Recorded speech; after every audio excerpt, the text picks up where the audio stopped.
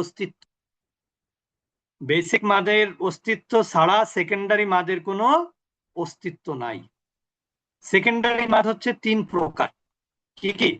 মুত্তাসিল, মুনফাসিল, মাদ্দে লাজিম। মুত্তাসিল হচ্ছে সংযুক্ত। আপনি মুত্তাসিল মনে রাখবেন, অর্থটা মনে রাখবেন, সংযুক্ত মানে যেটাকে আমরা বলি অ্যাটাচ। আর মুনফাসিলকে আমরা বলি বিযুক্ত অর্থাৎ ডিটাচ। এই দুইটা পরিভাষা আমরা সম্পর্কের ক্ষেত্রে ব্যবহার করি। আমরা বলে থাকি যে ওই পরিবারের সাথে আমার কি নাই, অ্যাটাচমেন্ট নাই। আবার বলি অনেক সময় ওই পরিবার আমাদের থেকে ডিটাচ হয়ে আছে। তার মানে কি?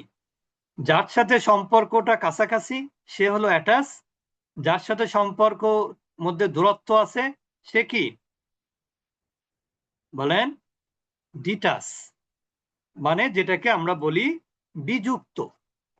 মাদ্দে মুত্তাসিল, এটার মাদের পরিমাণ হলো 4 আলিফ, 6 হারাকা। মাদ্দে মুনফাসিল 3 আলিফ মাদ, 4 হারাকা। মাদ্দে লাজিম 4 আলিফ মাদ, 6 হারাকা। এখন আমরা আসবো মাদ্দে মুত্তাসিল। আমরা তো বললাম মুত্তাসিল অর্থ কি? সংযুক্ত। আসলে এটা মুত্তাসিল কে কার সাথে সংযুক্ত থাকে? উত্তর হলো হামজা মাদ্দে আসলির সাথে সংযুক্ত থাকে। কি বললাম? হামজা মাদে আসলির সাথে সংযুক্ত থাকে। এটা বলতে পারবেন নতুনদের কেউ? মুত্তাসিল বলতে আমরা কি বুঝালাম? যে হামজাটা মাদ্দে আসলির সাথে কি থাকে? সংযুক্ত। সংযুক্ত থাকে। এই সংযুক্ত মানে হলো একই শব্দের মধ্যে, একই শব্দের মধ্যে মাদ্দে আসলির পরে হামজা হবে। একই শব্দের মধ্যে বা একই শব্দের মধ্যে মাদ্দে আসলির পরে কি আসবে? হামজা আসবে। যেমন দেখেন, আমার কথাটা একটু মিলান এখন। এটা কিন্তু আলিফ মাদ, যা এটা কি মাদ? আলিফ মাদ, তারপরেই কিন্তু হামজা। আবার দেখেন এখানে ইউজি, ইউজি বা ইয়াজি, এটা জিটা কি মাদ? জিটা কি মাদ? ইয়া মাদ, মধ্যে তো ভাই বেসিক মাদ। বেসিক মাদ। বেসিক মাদ। তার আগে জের বেসিক আছে। মাদ আসলি, আবার মধ্যে দেখেন আসলি। শব্দের মধ্যে কি আছে? হামজা আছে। তার মানে এটা আবার অ্যাটাচ মাদ হয়ে গেল, মুত্তাসিল হয়ে গেল। আবার দেখেন এখানে শা আ, এখানে শাটা কি মাদ? আলিফ মাদ, মাদ্দা আসলি। এর সাথে সংযুক্ত আছে কি? হামজা। আলিফ মাদের সাথে সংযুক্ত হামজা আছে এখানে, একই শব্দের মধ্যে আছে। একইভাবে উ, এখানেও কি আছে? মাদ্দা আসলির সাথে সংযুক্ত হামজা আছে। তার মানে আলিফ মাদের পরেও হামজা হতে পারে, ইয়া মাদের পরেও হামজা হতে পারে, আবার ওয়াও মাদের পরেও হামজা হতে পারে। তাহলে এইখানে এটা কি মাদ? মাউন কি মাদ? মাদ্দে মুত্তাসিল। মাদ্দে এটা হলো মুত্তাসিল, কারণ আলিফ মাদের সাথে সংযুক্ত হামজা। সাওয়াউন, এটা কি মাদ? মাদ্দে মুত্তাসিল। মাদ্দে মুত্তাসিল। এখানে কি মাদের সাথে হামজা সংযুক্ত? ওয়াও মাদ। আলিফ মাদ। ওয়াও দেখলে কিন্তু অওমাদ বলা যাবে না, কারণ অওমাদ হতে হলে ওয়াও এর উপরে সাকিন হতে হবে, তার পূর্বের অক্ষরে পেশ হতে হবে। এটা সেখানে তা নাই। তার মানে এটা আলিফের আগে কি আছে? জবর আছে। তার মানে আলিফ মাদ, তার সাথে হামজাটা সংযুক্ত, তার মানে এটাও মুত্তাসিল। আলা ই, এখানে কি মাদ আছে? লাতে আলিফ মাদ। আলিফ মাদ। সংযুক্ত হামজা, মানে এটা মাদ্দে মুত্তাসিল। ইবেতি ও, এখানে কি মাদ আছে? আলিফ মাদ, মাদ্দে মুত্তাসিল। সাথে হামজা, এই জন্য এটা মাদ্দে মুত্তাসিল। আলিফ মাদের সাথে হামজা হওয়ার কারণে মাদ্দে মুত্তাসিল। আসসামা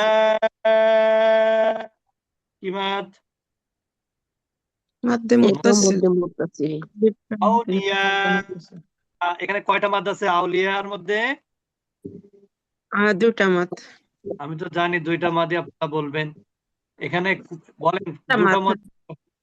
হ্যাঁ, একটা মদ এখানে এখানে একটা মাদ। ওয়াও একটা মাদ আলিফ মাদ ওয়াও কিন্তু মাদ না, কারণ ওয়াও সাকিনের আগে তো এটা পেশ, লিন এটা লিন। লিনের হরফ লিন।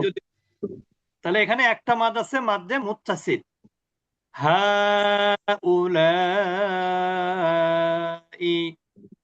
লাই, এখানে লাই মধ্যে কি মাদ? আলিফ মাদ। মধ্যে মুত্তাসিল। মুতাসিল মধ্যে মুতাসিল ইকা কি মাদ? মধ্যে মুতাসিল মুত্তাসিল। আচ্ছা, আমি কিন্তু এখানে ওয়াও উচ্চারণ করি না, অথচ এখানে একটা ওয়াও আছে, কেন উচ্চারণ করলাম না? কোনো সাইন নাই মাশাআল্লাহ, Hamza. No sign, no sound, no sound no sign, no sound. বুঝতে পেরেছেন? যেখানে কোনো সাইন নাই তার সাউন্ডও নাই। মনে রাখবেন, নো সাইন, নো সাউন্ড। এরপরে সুআ কি মাদ? এখানে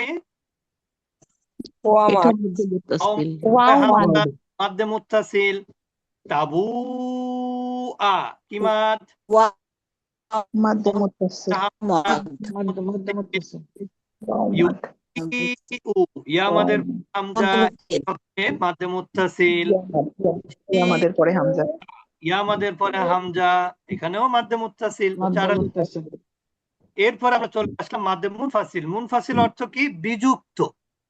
এখানে বিযুক্ত কে থাকবে? হামজাটা বিযুক্ত হবে। যেমন দেখেন এখানে কুলনা শব্দের শেষে আলিফ মাদ আছে, হামজাটা কি একই শব্দের মধ্যে আছে না ভিন্ন শব্দের শুরুতে? ভিন্ন শব্দের শুরুতে। শব্দের শুরুতে আছে হামজা। ভিন্ন শব্দ এখানে এই মাদ্দে আসলির সাথে হামজাটা একই শব্দের মধ্যে নাই, এজন্য এটা মুনফাসিল। কুলনা ইদান, এখানে না আলিফ মাদ, হামজাটা পরবর্তী শব্দের শুরুতে। আমরা এভাবে বলতে পারি, একটা শব্দ শেষ হবে মাদ্দে আসলি দিয়ে, দ্বিতীয় শব্দ শুরু হবে হামজা দিয়ে। যেমন দেখেন মা উনজিলা, মা আলিফ মাদ, উনজিলা আলাদা শব্দ, ইল্লা আলিফ মাদ, আনফুসাহুম, আনফুসাহুম আলাদা শব্দ, হামজাটা কি আলাদা শব্দে আছে, একই শব্দের মধ্যে নাই, মুনফাসিল। তাব্বাত ইয়াদা আবি, ইয়াদা মাদ্দে আসলি, আবি হামজাটা ভিন্ন শব্দের শুরুতে। মা আগনা, মাটা মাদ্দে আসলি, আগনা হামজাটা ভিন্ন শব্দের শুরুতে, এটা বিযুক্ত হামজা। ইন্না এখানে হামজাটা ভিন্ন শব্দের শুরুতে মাদ্দে আসলির পরে, এটা মাদ্দে মুনফাসিল। ইয়া আইয়ুহা, ইয়া মাদ্দে মুনফাসিল। লা আ'বুদু, লা মাদ্দে আসলি, আ'বুদু হামজাটা ভিন্ন শব্দে, ওয়ালা মাদ্দে আসলি, আ'তুম ভিন্ন শব্দে, ওয়ালা মাদ্দে আসলি, আনা ভিন্ন শব্দে, মুনফাসিল। মাদ্দে মাদ্দে মুত্তাসিল মুনফাসিল। এইগুলো হচ্ছে মাদ্দে মুত্তাসিল এবং মাদ্দে মুনফাসিল। আল্লাহ যদি চান আগামী সোমবার আমরা মাদ্দে লাজিম পড়বো, এটা একটু ভিন্ন তো, ওই জন্য আজকে পড়লাম না। আল্লাহ যদি তৌফিক দেয় আগামী সোমবার ইনশাল্লাহ মাদ্দে লাজিম পড়বো। আর আমাদের সকালের ক্লাসে মনে হয় কি চলছে জানি না, সকালের ক্লাস তো শনিবার সোমবার সকালে হয় 5:30টায়। আপনাদের যার যেখানে সুবিধা ক্লাস করা সেখানে ক্লাস করতে পারবেন, চাইলে 2 জায়গাতেই ক্লাস করতে পারবেন, কোনো সমস্যা নেই ইনশাআল্লাহ। এই সময় কিবারে হয় হুজুর?